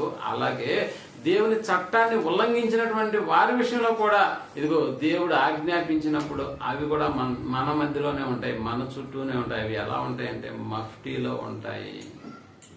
ఎలాగ మఫ్టీలో ఉంటాయి నువ్వు అనుకోవచ్చు, ఇది నదే కదా అనుకోవచ్చు, ఇది సముద్రమే కదా అని అనుకోవచ్చు నువ్వు. కానీ అవన్నీ ఎలాంటివి మీకు తెలుసు కదా. ఈతకని వెళ్తారు, అందులో కొట్టుకెళ్ళిపోతారు. సెల్ఫీలు దిగేదానికి ఆ మధ్య నదిలోకి వెళ్ళారంట కొంతమంది యూత్ పిల్లలు. ఆ పైనోడు ఎవడో లాకులు ఎత్తేసినాడు, ఆ నదిలో వాళ్ళు మొత్తం కొట్టుకెళ్ళిపోయారు. చూసారా, దేవుని కొరకు బ్రతకనటువంటి వారిని వేసేటటువంటి ఒక ప్రొటెక్షన్ ఫోర్స్ అన్నమాట. ఇవన్నీ మనకు అర్థం కావట్లేదు కదా. ఏదో అక్కడికి వెళ్ళారు, ఫోటో దిగడానికి అనుకున్నాము, కానీ అక్కడ పడి చనిపోయినాడు. ఇలాంటివి మనం వింటూ ఉంటాం ప్రియమైనటువంటి వాళ్ళరా. పోతూ ఉన్నాడు, వెనకవాడు వచ్చి కొట్టేసినాడు, పోతూ ఉన్నాడు, ముందు బండి వచ్చి కొట్టేసింది, పోతూ ఉన్నాడు, మరొకటి జరిగింది, పోతూ ఉన్నాడు, ఇది జరిగింది. పోకుండా ఉంటే బాగుండు కదా అనిపిస్తుంది ప్రియమైనటువంటి వాళ్ళు. ఇంట్లోంచి కదలకుండా ఉంటే బాగుండు కదా అనిపిస్తుంది. ఇంట్లోనే నీకు మళ్ళీ మఫ్టీలో ఉన్నటువంటి వాళ్ళు కనిపిస్తారు. ఎవరు వాళ్ళు? నీ పై దూలం కావచ్చు, నువ్వు బాత్రూమ్కి వెళ్ళినప్పుడు నువ్వు తిప్పుకునే కుళాయి కూడా కావచ్చు. ఏముంది, అట్లా వెళ్ళావు, జారి పడి ఆ పడ్డం తల మీద ఆ కుళాయి తిప్పేది పడింది అనుకోండి, అంతేనా? లేదు మనం రోజు కూర్చునేటటువంటి ఆ సీటు మన తలకు తగిలింది అనుకోండి, అంతేనా? అంటే ఇవన్నీ మఫ్టీలో ఉన్నటువంటి దేవుని యొక్క చిత్తాన్ని లేకపోతే దేవుని యొక్క ఆజ్ఞని నెరవేర్చేటటువంటి వస్తువులు ప్రేమటువంటి వాళ్ళు. ఏం చేయాలి? జరగవా అని అంటే ఎంతో మంది జరిగినటువంటి దాఖలాలు మన జీవితంలో మనం చూస్తూ ఉంటాం. మన కుటుంబాలు ఇవన్నీ సర్వసాధారణంగా జరుగుతుంటాయని, ఇది మామూలే కదా అని నువ్వు అనుకోవచ్చు ప్రేమటువంటి వాళ్ళ. అలా కాదు, ఎప్పుడు కూడా అలా ఆలోచించవద్దు. అందుకనే దేవుని పెనుగాలి అనేటటువంటి పదం దుష్టుల తల మీదకు పెళ్ళులు అనేటటువంటిది దిగుతుంది. ఒకసారి మళ్ళా మనం 23వ అధ్యాయం 19వ వచనాన్ని మనం ఆలోచన చేసినప్పుడు, ఇదిగో యెహోవా యొక్క మహోగ్రతను పెనుగాలి బయలు వెలుచున్నది, అది భీకరమైన పెనుగాలి, అది దుష్టుల తల మీదకి ఫెల్లున దిగును అన్నాడు. దుష్టుల తల మీదకి ఏం చేస్తుందంట? ఫెల్లున దిగును. అందుకనే ప్రేమటువంటి వాళ్ళరా, అవిధేయత ఉన్నటువంటి దేశం మీదకు అవిధేయత ఉన్నటువంటి మనిషి మీదకు అవి వస్తూ ఉంటాయన్న సంగతి మనం జ్ఞాపకం చేసుకోవాలి. అందుకనే మరణాలు, భూకంపాలు, అలాగే ఆ వచ్చేటటువంటి పెనుగాలులు, వచ్చేటటువంటి ప్రకృతి వైపరీత్యాలు, వీటన్నిటి విషయంలో మనం చాలా జాగ్రత్తగా ఉండాలన్న సంగతి మనం మర్చిపోకూడదు. అందుకనే ఇలాంటి ప్రమాదాలు లేవు అనే దానికి లేదు ప్రియమైనటువంటి. ఒకవేళ ప్రమాదాలు లేకపోతే, వ్యాధి బాధలు లేనటువంటి ఆ లోకం ఏదన్నా ఉందా అని అంటే లేదు. ఒకవేళ వాటి వల్ల మనకి ఏం జరగలేదు అని అనుకుంటే, మరి కరోనాలో వైరస్ సంగతి ఏం మాట్లాడుకోవాలి? కంటికి కనిపించేవే దేవుని యొక్క చట్టాన్ని మఫ్టీలో సేవ చేస్తున్నాయని ఒకవేళ అనుకుంటే, ఇప్పుడు కంటికి కనిపించినటువంటి వాటిని కూడా దేవుడు ఏర్పాటు చేశాడా? కంటికి కనిపించిన వాటిని చూడాలంటే మైక్రోస్కోపులు కూడా అందనటువంటి ఆకారాలు ప్రియమైనటువంటి వాళ్ళ. ఆ మధ్య కరోనా ఎట్టుంటుందని చాలా మంది శాస్త్రవేత్తలు ట్రై చేశారు చూడడానికి. నిజానికి వాళ్ళు బయట పెట్టినటువంటి కరోనా ఫోటో చూసారా మీరు? కరోనా ఫోటో ఎలా ఉంటుందో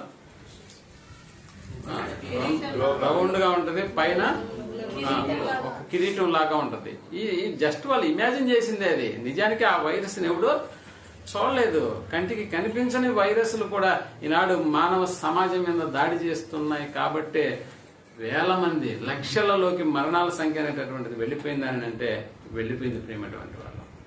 అందుకని మనం చక్కగా ఆలోచన, దేవుని చట్టం అనేటటువంటిది దాన్ని కానీ మనం గౌరవించకపోతే ప్రమాదం ఎటు నుంచైనా ఏ రూపంలోనైనా వచ్చి తీరుతుందన్న సంగతిని మనం జ్ఞాపకం చేసుకోవాలి.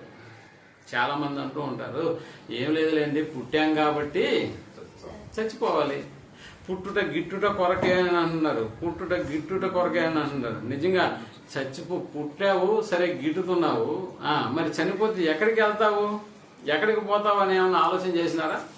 పుట్టుట గిట్టుట కొరకే కాదంటలేదు, మరి గిట్టితే ఎక్కడికి వెళ్తావు ఎప్పుడైనా ఆలోచన చేసావా? అందుకని ప్రియమైనటువంటి వాళ్ళరా, ఆలోచన లేనటువంటి ఏ ప్రయాణమైనా కూడా గమ్యాన్ని నీకు చేర్చదు. ఆలోచన కలిగి నువ్వు ప్రయాణం చేయి, నీ గమ్యానికి నువ్వు క్షేమంగా చేరుకుంటావు. అంతే కదా. నువ్వు ఇక్కడి నుంచి ఊటీకి వెళ్ళాలనుకున్నావు, సో ఆలోచన ఉంది, ఊటీకి ఎలా ప్రయాణం చేయాలో నీకు తెలుసు, దేంట్లో ఎక్కాలో తెలుసు. కాబట్టి ఒక ఆలోచన ప్రకారం నీ ప్రయాణాన్ని నువ్వు నిర్ణయించుకుంటే గమ్యాన్ని నువ్వు క్షేమంగా చేరుతావు. కానీ మన ఆలోచన పరలోకాన్ని చేరుకోవడమే ప్రియమైనటువంటి వాళ్ళ. అక్కడ వ్యాధులు, బాధలు, అసలు ఈ ప్రకృతి వైపరీత్యాలు అనేటటువంటి లేనటువంటి లోకం ఏదైనా ఉందని అంటే అది పరలోకమే అన్న సంగతి మనం జ్ఞాపకం చేసుకోవాలి. ఇంత బ్రతుకు బతికి ఈ జీవన విధానంలో ఇదిగో ఆలోచన కలిగి మనం చేసేటటువంటి ప్రయాణం అది పరలోకం కొరకే అయి ఉండాలి ప్రేమటువంటి వాళ్ళ.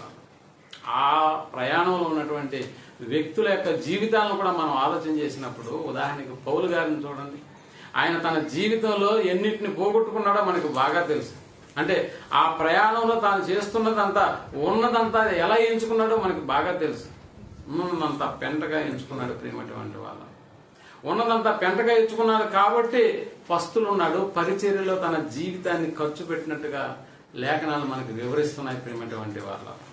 అలాగే పేతురుని అడిగి చూడండి, ఏం పేతురు ఏం చేసావు, నువ్వు వెళ్ళబోయేటటువంటి లోకానికి నువ్వు ఏం చేసావు అని అంటే పేతురు దగ్గర కూడా చాలా సంగతులు ఉన్నాయా? పేతురు దగ్గర చాలా సంగతులు ఉన్నాయి ప్రేమటువంటి వాళ్ళు. అంటే పేతురుని అడిగినా కూడా ఆ లోకం కొరకు తాను చేసింది ఎన్నో సంగతులు మనకు చెప్తాడు ప్రేమటువంటి వాళ్ళ. అలాగే అపోస్తులందరినీ మనం ప్రశ్నించినప్పుడు కూడా, ఇంకా కావాలంటే మొదటి శతాబ్దపు క్రైస్తవ్యాన్ని అందులోకి వచ్చినటువంటి ప్రతి మనిషిని అడిగి చూసినా కూడా, ఏమిటి రంపాలతో కోసినా కూడా, మా ముందు ఒక వ్యక్తిని చంపినా కూడా మేము యేసుక్రీస్తు ఎరగమని మేము చెప్పలేదనేటటువంటి అలాంటి జీవిత అనుభవాలు కలిగినటువంటి మహానుభావులు మనకంటే ముందు బ్రతికి మరణించారంటే అవును మరణించారు ప్రేమటువంటి వాళ్ళు. నిజానికి మన రక్షకుడైనటువంటి యేసు ప్రభుల వారిని అడిగినా కూడా ఏం చేశారండి పరలోకం కొరకు మీరు అంటే, ఇదిగో పరలోకం కొరకు నేను ఏం చేశాను తెలుసా, నా ఉన్నతమైనటువంటి స్థితిని కూడా నేను వదులుకొని భూమి మీదకి ఎలా వచ్చానన్నాడు, రిక్తునిగా తను తాను తగ్గించుకొని దాసుని స్వరూపము ధరించి, మనుషుని యొక్క ఆకారమే కాదంటలేదు, అందులో కూడా దాసుని యొక్క స్వరూపం ధరించి ఇక్కడికి వచ్చి మనుషులందరి కోసం నేను ఏం చేశానని అంటే నా ప్రాణాన్ని పెట్టాను, నా ప్రాణాన్ని ఇచ్చానని చెప్తాడు కదా మన రక్షకుడైనటువంటి యేసు ప్రభువు. మరి మీరేం చేశారని అడిగి మనల్ని అడిగితే మన దగ్గర ఏమైనా సమాధానం ఉందా? మన దగ్గర ఏమైనా సమాధానం ఉంది? ఈ కుర్చీ నేనే తీసి ఇచ్చానండి, ఈ కట్టలు నేనే ఉతకతానండి, ఈ లైట్లు నేనే బిగించానండి, ఫ్యాన్ తీసి ఇచ్చింది మాత్రమే కాకుండా ప్రతి వారం వచ్చి తుడుస్తానండి, ఇవే మనం చెప్పుకునే సంగతులు కాదు ప్రేమటువంటి వాళ్ళు. ఆ కుర్చీ తీశాను, ఈ కరెంటు బిగించాను, ఈ ఫ్యాన్ బిగించాను, ఈ పూట భోజనాలు పెట్టాను. నిజంగా ప్రేమటువంటి వాళ్ళరా ఇవన్నీ ఎలాంటివి అంటే చాలా చిన్న చిన్న ప్రేమటువంటి వాళ్ళరా. టైం అయిపోతుందని నేను అనుకుంటున్నాను కదా, చెప్పడానికి నా టైం కూడా అయిపోతుంది, మన జీవిత కాలానికి సంబంధించిన టైం కూడా అయిపోతుంది, అయిపోయింది. ఇంకెన్ని సంవత్సరాలు బతుకుతాం ఒకసారి ఆలోచించండి. ఇంకెన్ని సంవత్సరాలు ప్రకృతి వైపరీత్యాలు రాకుండా దేవుడు కన్నెర్రకు చేయకపోతే ఇంకా మనం ఒకవేళ బతుకుంటే నిజానికి ఆ కరోనాలోనే లేపేసి ఉండాలి, చాలా కుర్చీలు ఖాళీ అయిపోయినారు. కానీ దేవుడు ఎందుకు అవకాశం ఇచ్చాడు అర్థమవుతుందా? కరోనాలో లేపేస్తే నీ పని ఇంకా చేసేవాళ్ళు ఇంకా పుట్టించలేదు దేవుడు. కాబట్టి నిన్నే ఉంచాడు, నీ కుటుంబంలో నిన్ను ఉంచాడు, ఈ స్థానిక సంఘంలో నిన్ను సభ్యుడిగా చేశాడు. కాబట్టి మనం ఆలోచించవలసినటువంటి విషయాలు ఏంటంటే ఇదిగో ఆ లోకానికి వెళ్ళాలనుకున్నటువంటి మన యొక్క ప్రయాణం ఆలోచన లేకుండా జరిగించడానికి వీల్లేదు ప్రేమటువంటి వాళ్ళు. అందుకని దేవుని కోపం ఎలా వస్తుందని అంటే ఇదిగో ఒక భూకంపంగా వస్తుంది. దేవుని కోపం ఎలా వస్తుందా ఆ ప్రజల మీద కానీ అంటే ఇదిగో తన చట్టం తాను చేసుకుంటూ పోవడానికి ఒక సునామీ వచ్చేస్తుంది, ఒక వరదలు వచ్చేస్తున్నాయి, మరణాలు సంభవించేస్తున్నాయి, చెట్లు విరిగి పడుతున్నాయి, వాహనాలు యాక్సిడెంట్లు అయిపోతున్నాయి. మరి దేవుడి ఎవరికి ఎక్స్ప్లెనేషన్ ఏమన్నా ఇవ్వగలుగుతాడా దీన్ని బట్టి అంటే ఎవరికి ఆయన ఎక్స్ప్లెనేషన్ ఇవ్వాల్సినటువంటి అవసరత లేదు. ఆయన ఏం చేసినా ఆయన మీద కేసులు ఏమన్నా ఉంటాయా? ఆయన ఏం చేసినా ఆయన మీద కేసులు ఉండవు ప్రేమటువంటి వాళ్ళు. దేవుని చట్టం తన పని తాను చేసుకుంటూ ఉంటుంది. ఎవరైనా దేవునికే సమాధానం చెప్పాలి కానీ ఆ సమాధానం చెప్పడానికి నిజంగా ఆ సమాధానం అనేటటువంటి దేవుని ముందు మనం నిలబడి చెప్పడానికి మన రక్షకుడైనటువంటి యేసు ప్రభుల వారిని నమ్ముకుంటే భక్తిగా మనం బ్రతికి మారు మనసును పొంది రక్షణ భాగ్యం అనేటటువంటిది మన సొంతం అయితే తప్ప ఇందులో నుంచి మనం బయటపడేటటువంటి అవకాశాలు లేవు. అందుకనే దేవుని కార్యక్రమాలు ఎప్పుడు కూడా కలిసి చేస్తూ ఉండాలి ప్రియమైనటువంటి వాళ్ళ. ఇవన్నీ ఈ లోకానికి తెలియనటువంటి చట్టాలు ప్రియమైనటువంటి వాళ్ళరా. లోకంలో ఉన్నటువంటి వారికి ఆ ఇండియన్ పీనల్ కోడ్ కు సంబంధించి కోర్సులు ఏర్పాటు చేశారు. లా అంటాం దాన్ని, బిఏ, బిఎల్, ఎల్ఎల్బి అనేటటువంటిది. చూసారా, ఇవి ఏం బోధిస్తాయా అని అంటే ఇదిగో లోకపు చట్టాన్ని, లోకపు చట్ట నిబంధనలు బోధిస్తాయి. ఏ నేరానికి ఏ శిక్ష విధిస్తుంది అనేటటువంటిది. అందుకని ప్రియమైనటువంటి వాళ్ళరా, లోకానికి తెలియనటువంటి ఒక చట్టం ఉంది. ఆ చట్టాన్ని గురించి దేవుడు మాట్లాడుతున్నాడు. ఒకసారి మళ్ళా మనం యెషయా గ్రంథంలోకి వెళ్ళి 1వ అధ్యాయం 2వ వచనాన్ని మనం ఆలోచించగలిగితే, యెహోవా మాట్లాడుచున్నాడు. ఆకాశమా ఆలకించుము. ఆకాశమా అన్నాడు. ఇందాక మనం భూలోకమా అన్నాడా? అక్కడ భూలోకము అన్నాడు, ఇక్కడ దేని అన్నాడు మళ్ళా? ఆకాశమా ఆలకించుము, ఆలకించు, భూమి చెవియొద్దు అన్నాడు. ఏమి భూమిలో ఉన్న మనుషుల గురించి మనుషులతో మాట్లాడవచ్చు కదా దేవుడు. భూమిలో ఉన్నటువంటి మనుషుల గురించి మాట్లాడవచ్చు, కానీ ఈయన మనుషులను పక్కన పెట్టి ఎవరితో మాట్లాడుతున్నాడు? ఆకాశమా ఆలకించండి అన్నాడు, భూమి చెవియొగ్గు అనేటటువంటి. ఎందుకయ్యా మనుషులతో మాట్లాడు అని అంటే మనుషులు ఎక్కడండి? అందరూ బిజీ. అందరూ ఎలా ఉన్నారు? అందరూ బిజీ, అందరూ బిజీ. ఇంకా బిజీ అయినటువంటి మనుషుడికి కంప్యూటర్ దొరికినా దాని వదలదు, సెల్ ఫోన్ చిన్న పిల్లవాడికి ఇచ్చినా దాన్ని వాడు వదలదు. కూర్చుంటే టైం ఉండదు, నిలబడితే టైం ఉండదు, పనుకోవాలంటే అలారం పెట్టుకొని పనుకుంటావు. ఎన్ని కార్యక్రమాలతో మనుషుడు ఎలా ఉన్నాడని అంటే బిజీ. కాబట్టి దేవుడు నేను నీతో మాట్లాడతాను కొంచెంసేపు ఉన్నానంటే ఇప్పుడు టైం లేదు, అలా మాట్లాడుతున్నాం. ఇప్పుడు టైం ఎవరితో మాట్లాడుతున్నావు తెలుసా? దేవుడు మాట్లాడతాడు వచ్చి వినయ ఆదివారం అని అంటే ఆదివారం కూడా నువ్వేం చేస్తావు తెలుసా? టైం లేదు. టైం ఇచ్చిన దేవుడికే మళ్ళీ మనం ఏం చెప్తాం? టైం లేదు, టైం లేదు. నీకు తెలుసు కదా బ్రదర్, నా ఉద్యోగం ఎంత బిజీయో. నీ ఉద్యోగం బిజీయా? ఆ ఉద్యోగాన్ని ఇచ్చింది ఎవడు? దాని వెనకాల నీకు అన్నిటినీ కాపాడుతూ నీ పాదాల దగ్గర తీసుకున్నటువంటిది ఎవరో నీకు అర్థమవుతుందా? అలాంటి ఆయన సంబంధించినటువంటి ఏ కార్యక్రమం అయినా కూడా నువ్వు ఆయనకు అపాయింట్మెంట్ ఇస్తావా? ఒకసారి ఆలోచించి. అందుకనే మనుషుల దగ్గరకు వచ్చి చెప్తే అది నాకు టైం లేదు, నేను అందుకనే పని వారం కూడా రాంది అని ఏదో చాలా గొప్పగా చెప్పుకుంటుంటాడు. నేను ఎంత బిజీయో తెలుసా అంటుంటాడు. అందుకని నీతో మాట్లాడడానికి దేవుడు ఇష్టపడలేదు ప్రియమైనటువంటి వాళ్ళు. అందుకని ఎవరితో మాట్లాడుతున్నాడు? నీ గురించి ఎవరితో మాట్లాడుతున్నాడు? ఆకాశమా ఆలకించు, భూమి చెవియొగ్గు, నేను పిల్లలను పెంచి గొప్పవారినిగా చేసి వారు నా మీద తిరగబడి ఉన్నారు, నా మీద తిరగబడి ఉన్నారు. నా పని నేను చేస్తాను, నా చట్ట పని చేసుకుంటూ వెళ్తుంది. అంటే ఏం చెప్తున్నాడు? భూమి ఆకాశానికి వాళ్ళ పరిస్థితి అలాగుంది, కానీ నా చట్టం ఏం చేస్తుందో తెలుసా? నా చట్టం ఏం చేస్తుందంటే తన పని తాను చేసుకుంటూ వెళ్తుంది.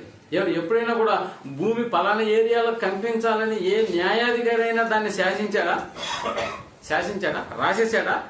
పలానా చైనాలో భూకంపం రావాలని ఏ న్యాయాధికారి అయినా తన న్యాయ వ్యవస్థతో మాట్లాడా? ఇలాగా అలా మాట్లాడితే అలా భూకంపం వచ్చేస్తుందా? రాదు ప్రియమైనటువంటి పర్వతాల మీరు విరిగి పడండి అని చెప్పి ఏ న్యాయమూర్తి అయినా కూడా తన యొక్క చట్టాలను రాసేస్తే అది జరుగుతుందా? ఆ రాస్తే ఏం జరుగుతుందంటే ఎవడో వాడి ముందు నిలబడినటువంటి ఒక వ్యక్తిని గురించి ఇతనికి 3 నెలలు జైలు శిక్ష వేయండి, 6 నెలలు జైలు శిక్ష వేయండి, వీడికి ఉరి తీయండి అని రాస్తే అది జరుగుతుందేమో, కానీ పర్వతాలారా విరిగి పడండి అంటే జరుగుతుందా? జరగదు ప్రియమైనటువంటి వాళ్ళు. ఉరి శిక్ష, జీవిత ఖైదు అనేటటువంటివి ఈ లోకపు న్యాయాధికారి రాస్తే చెల్లుతుందేమో, కానీ సృష్టిని శాసించేది మాత్రం ఎవరు అనుకుంటున్నావు? దేవుడు ప్రియమైనటువంటి వాళ్ళ దేవుడు. ఆ మధ్య 2 రోజులు సెలవు వచ్చిందని ఒక ఇంజనీరింగ్ చదివేటటువంటి పిల్లవాడు కావల్లో ఉన్నటువంటి తన ఇంటికి వచ్చాడు. మంచి వర్షాకాలం. ఇంకా అమ్మ రేపు ఉదయాన్నే నా ప్రయాణం అని అన్నాడు. ఆ ఇల్లు దాటి ఎవరో స్నేహితుడు వచ్చి బయటకు పిలుస్తున్నప్పుడు, అలా బయటకు వస్తున్నప్పుడు ఆ ఇంటి దూలం అలాగే ఇరిగి తల మీద పడింది. జస్ట్ 2 రోజులే అలా వచ్చాడు. ఇక రేపు నేను బయలుదేరిపోతానని చెప్పాడు అంతే. తన స్నేహితుడు బయటకు వచ్చి హార్న్ కొట్టాడు. ఆయన చూసేదానికి బయటకు వచ్చాడు. ఆ దూలం విరిగి అలా పడిపోయింది. అంతకు ముందు పడవచ్చు కదా, అది ఇట్లా యువతలో ఉన్నప్పుడు పడవచ్చు కదా, లేదా దాన్ని దాటిన తర్వాత పడవచ్చు కదా, ఎందుకు అలా మధ్యలో అలాగే వచ్చి పడింది? మనకు అర్థం అవుతుందా? ఒక్కసారి ఆలోచన చేయండి ప్రేమటువంటి వారు. సృష్టిని శాసించేటటువంటి దేవుడు అప్పుడు ఆ తల్లిదండ్రులు వీడు చనిపోయేదానికే ఇక్కడికి వచ్చాడా? నిజానికి చనిపోయేదానికే వచ్చేవాడు అయితే అక్కడే ఆగిపోండాలా? తెలియదు ప్రేమటువంటి వారు. ఎప్పుడు ఏం జరుగుతుందో తెలియదు, ఎప్పుడు ఏం జరుగుతుందో తెలియదు. అందుకని మనం బాగా ఆలోచన చేయాలి. బైబిల్ చెప్తున్నటువంటి దేవుడు వాస్తవాలను మాట్లాడతాడు ఎప్పుడు కూడా. అందుకని బైబిల్ని మనం నమ్మాలి ప్రియమైనటువంటి వాళ్ళు. అందుకని అన్నింటిని గురించి మాట్లాడుతున్నాడు. భూమిలో ఉన్నటువంటి ప్రతి కార్యక్రమాన్ని గురించి, ఆయన మనుషులను గురించి, భూమికి ఏం చెప్తున్నాడు, ఆకాశానికి ఏం చెప్తున్నాడు అంటే, ఇదిగో నా చట్టం కూడా తన పని తాను చేసుకుంటూ వెళ్తుంది. అంటే మఫ్టీలో ఉన్నటువంటి మీరందరూ ఎలా ఉండాలి? అలర్ట్ గా ఉండాలి అన్నాడు. అలర్ట్ గా ఉండాలి అన్నాడు. అలర్ట్ గా ఉండాలి. ఒకసారి 148వ దావీదు కీర్తన 6వ వచనాన్ని మనం ఆలోచించగలిగితే, 148 దావీదు కీర్తన 6వ వచనాన్ని మనం ఆలోచించగలిగితే,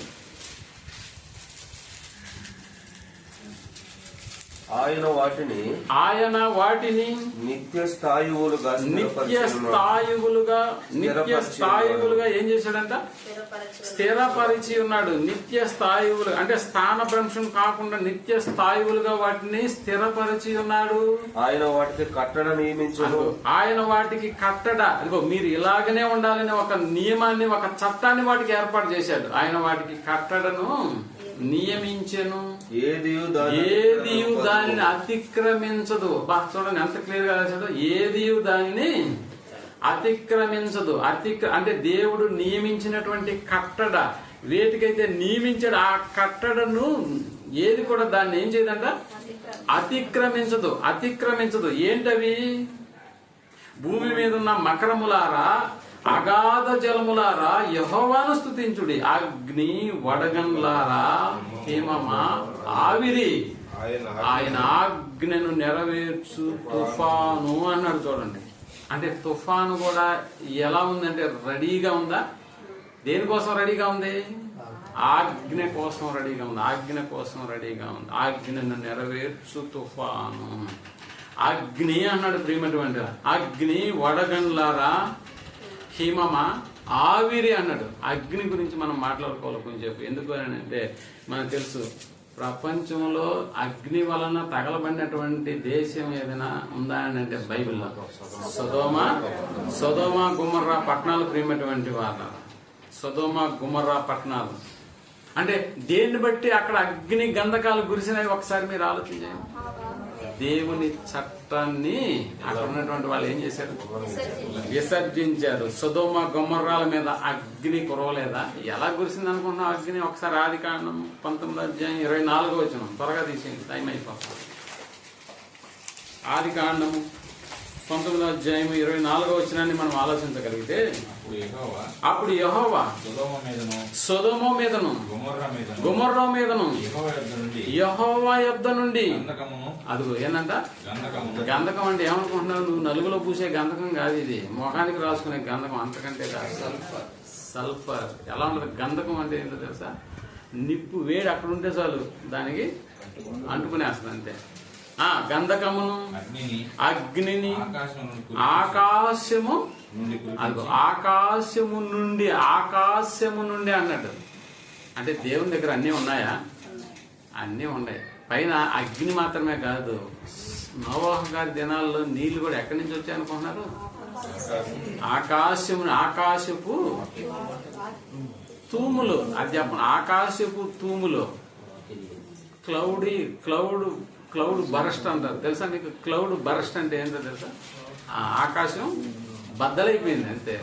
క్లౌడ్ బరస్టింగ్ రైన్ అంటారు దాన్ని. అంటే ఆకాశపు తూములు ఏమైపోయినాయంట? ఏమిటి? సొదొమ గొమొర్రా మీద ఏ ప్రభుత్వం అండి శాసించింది? అగ్నితో తగలబడాలి ఏదైనా ప్రభుత్వం శాసించిందా? లేదు ప్రియమైనటువంటి. దేవుడు తన ఆజ్ఞ ద్వారా ఏం చేశాడు? ఆజ్ఞ ద్వారా వాటిని అక్కడ కురిపించాడు. నోవా కాలంలో నీళ్లను రప్పించలేదా? అందుకని దేవుణ్ణి ఎప్పుడు కూడా తక్కువగా చూడబాకని ప్రేమటువంటి వాళ్ళ. ఆయన పాదాల కింద మన బ్రతుకులు ఉండాలి. ఎప్పుడు కూడా ఆయన పాదాల కింద మన బ్రతుకులు ఉండాల్సిన మనమే ఏం చెప్తున్నాం? దేవుడు అంటే చూద్దాం కదా, వచ్చే వారం వస్తాలేండి, ఈ వారం నన్ను వదిలేసేయండి అంటుంటాడు. ఈ వారం వదిలేయాలండి, నిన్న ఈ రోజు నేను వదిలేస్తాడు దేవుడు. ఏం చేస్తావు? ఈ వారం వదిలేస్తే వచ్చే వారం నుంచి వస్తావు. వచ్చే వారం వరకు ఉండాలి కదా, మనము ఉండాలి కదా. ఇంట్లో నుంచి బయలుదేరేటప్పుడు సాయంత్రానికి మళ్ళీ ఇంటికి వస్తామన్న గ్యారంటీ ఏమైనా ఉందా? లేదు ప్రేమటువంటి. అలాంటప్పుడు ఎలా బ్రతకాలో ఆలోచన చేయండి. అందుకని దేవుని చట్టం అనేటటువంటి తన పని తాను చేసుకుంటూ పోతుందని అంటే అవును, ఎలాంటి వారి మీద దేవుని యొక్క చట్టం రగులుతుందో ఒకసారి కీర్తనల గ్రంథము 50వ అధ్యాయం 22వ వచనాన్ని మనం ఆలోచించగలిగితే, కీర్తనల గ్రంథము 50వ అధ్యాయము 22వ వచనాన్ని మనం ఆలోచించగలిగితే, దేవుని మరచువారులారా, దేవుణ్ణి మరచువారులారా. దేవుని జ్ఞాపకం పెట్టుకునే వాళ్ళు కాదండి నేనండి. దేవుడు చెప్తున్నది కూడా అదే. దేవుణ్ణి జ్ఞాపకం పెట్టుకున్న వాళ్ళారా అని ఉందా? దేవుణ్ణి మరచువారులారా. ఎప్పుడు మరస్తాం దేవుణ్ణి? మనం ఎప్పుడు మరస్తాం? ఎప్పుడు జ్ఞాపకం పెట్టుకుంటాం, ఎప్పుడు మరస్తాం మనం? అది ఆపదల్లో జ్ఞాపకం ఉంటాడు, అనారోగ్యం వస్తే జ్ఞాపకం ఉంటాడు, రేత్రి పీడకలు వస్తే అమ్మ లేచి అటు ఇటు మళ్ళీ 2 మార్లు ఇటు ఇటు అనుకొని తలకద్దుకొని ఆ తర్వాత బైబిల్ తెచ్చి పక్కన పెట్టుకొని ఆ తర్వాత పడుకుంటావే, అప్పుడు జ్ఞాపకం వస్తాడా?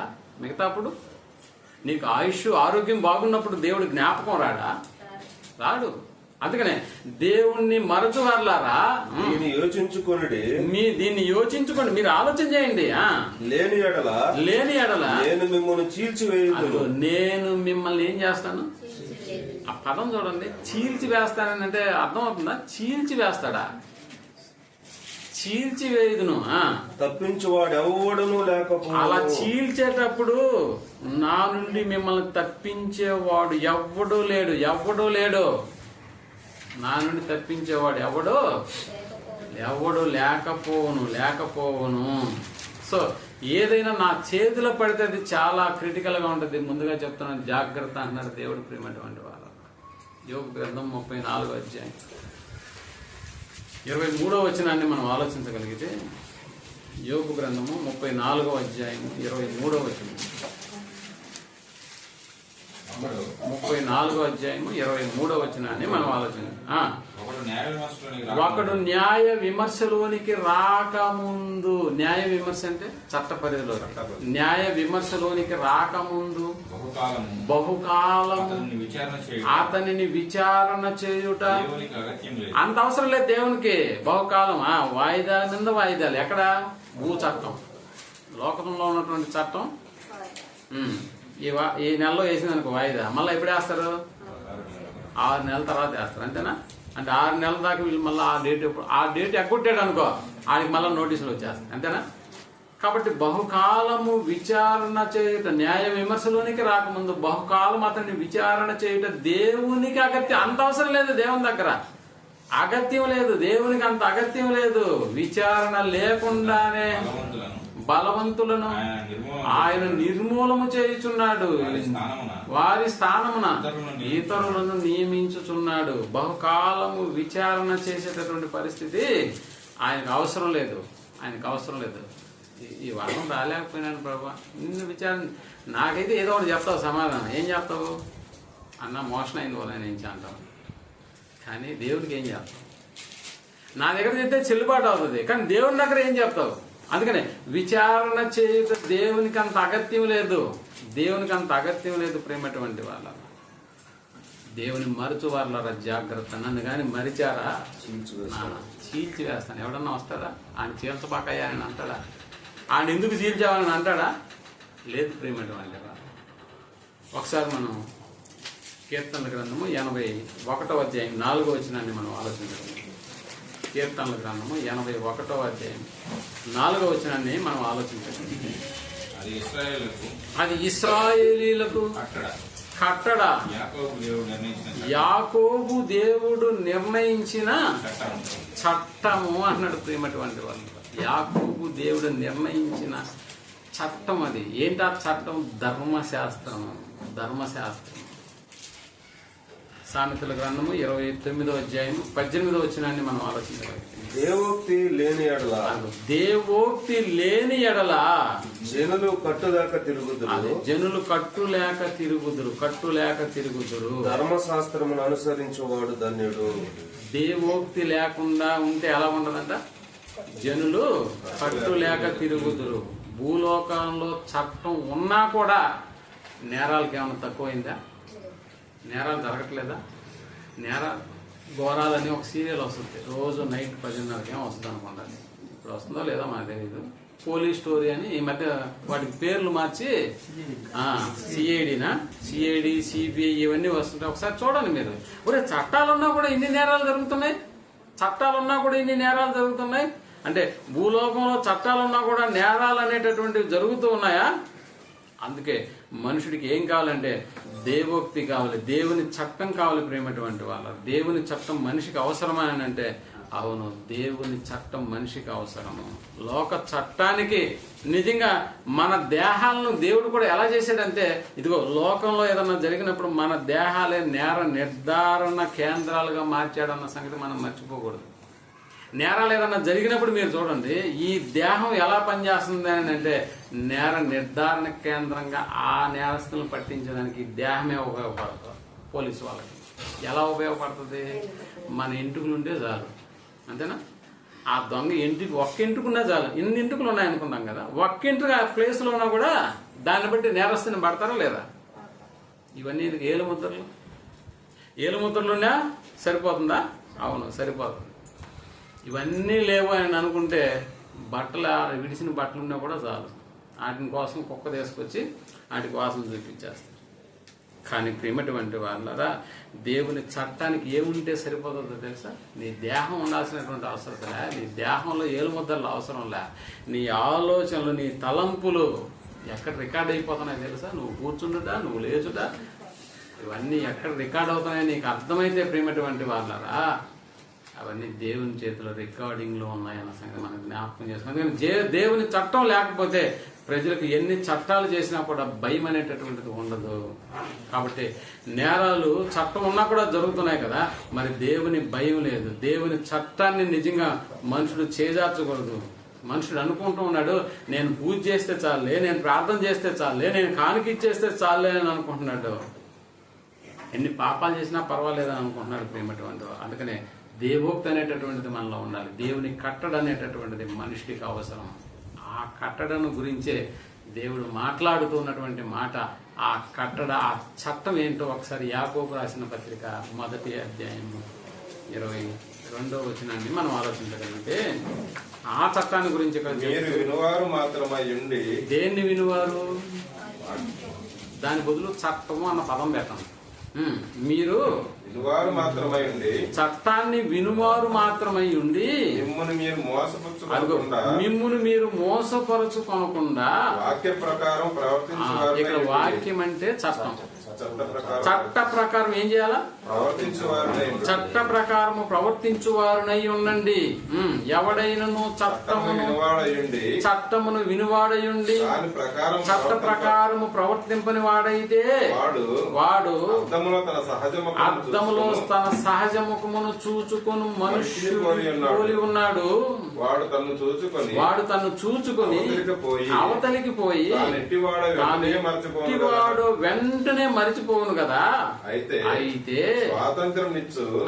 స్వాతంత్రాన్ని ఇచ్చు, సంపూర్ణమైన నియమములో తేరి చూచి నిలకడగా ఉండేవాడు ఎవడో, ఆ చట్టంలో నిలకడగా ఉండేవాడు ఎవడో వాడు విని మరచువాడు కాక, ఆడు విని ఎలా ఉంటాడు తెలుసా? మరచువాడు కాక క్రియను చేయవాడు ఆ చట్ట ప్రకారమైన క్రియలను చేయువాడై ఉండి తన క్రియలో ధన్యుడు. ఆ చట్టాన్ని నెరవేర్చడంలో తన కార్యక్రమాలలో ఎలా ఉంటాడంటే ధన్యుడుగా ఉంటాడు. దేవుని చట్టం ప్రియమైనటువంటి వాళ్ళ నిన్ను పరలోకానికి తీసుకెళ్లేటటువంటి చట్టం, అది భూమి మీదనే దేవుడు ఏర్పాటు చేసినాడు. అందుకని నూతన నిబంధన అనేటటువంటి చట్టం కింద ఈరోజు ప్రతి క్రైస్తవుడు ఉంటున్నాడు. ఆయన చట్టాన్ని గౌరవించాలని దేవుడు కోరుకున్నాడు. ఆయన మరిచిపోవాలని కాదు, ఆయన చట్టం ఏంటో నువ్వు తెలుసుకోవడానికే ప్రతిసారి క్లాసులు పెడుతూ ఉన్నాం. ప్రియమైనటువంటి దేవుని చట్టం ఎలా ఉంటుంది, ఎవరి విషయంలో ఎలా ఉంటుంది, ఒక భార్య విషయంలో దేవుని చట్టం ఎలా ఉంది, భర్త విషయంలో దేవుని చట్టం ఎలా ఉంటుంది, ఒక విశ్వాసగా మన విషయాల్లో దేవుని చట్టం ఎలా ఉంటుంది. నువ్వు ఏ క్యారెక్టర్ని తీసుకున్నా కూడా ఆ క్యారెక్టర్ ఇందులో ఉన్నా ఆ క్యారెక్టర్ ఎలా చట్టాన్ని ప్రకారం నడుచుకోవాలో దేవుడు రాసున్నాడు. అలాంటి చట్టాన్ని విస్మరిస్తే ఈ లోకంలో చోటు ఉండదు, రాబోయే ఉన్నతమైనటువంటి లోకానికి అది తీసుకెళ్లదు. ఎక్కడికి తీసుకెళ్తుందో మనకు తెలుసు. కాబట్టి దేవుని చట్టం అనేటటువంటిది తన పని తాను చేసుకుంటూ వెళ్ళాలి అంటే మన క్రియలు అందులో దేవుని ఇష్ట ప్రకారం జరిగించే వాళ్ళంగా మనం కనపడాలి. చట్టం తన పని తాను చేసుకుంటుంది అని అంటారు, చేస్తుంది, కానీ దానికి మన క్రియలు తోడవాలి.